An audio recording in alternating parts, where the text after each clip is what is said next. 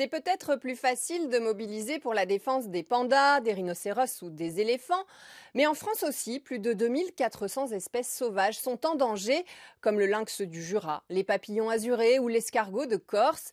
La situation s'est même aggravée pour les mammifères terrestres ces 10 dernières années. Et c'est en tout cas ce que veut nous rappeler le Comité français de l'Union de conservation de la nature qui publie aujourd'hui un bilan de sa liste rouge française des espèces menacées. Cette liste se construit chapitre par chapitre avec plus de 500 experts du Muséum d'histoire naturelle, du CNRS, du Comité français pour la conservation de la nature et d'une trentaine d'associations partenaires comme par exemple la Ligue de protection des oiseaux. Ils comptent régulièrement les populations sauvages dans différentes régions françaises en métropole et outre-mer depuis 13 ans.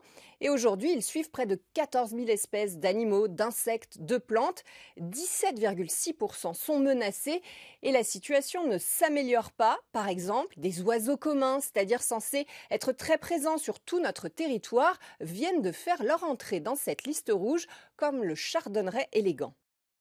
Cette liste sert de base scientifique pour élaborer des plans de protection et la France n'est pas la plus mauvaise en la matière. Elle met des moyens et ça marche pour la réintroduction des bouquetins des Pyrénées, de la loutre, des anguilles.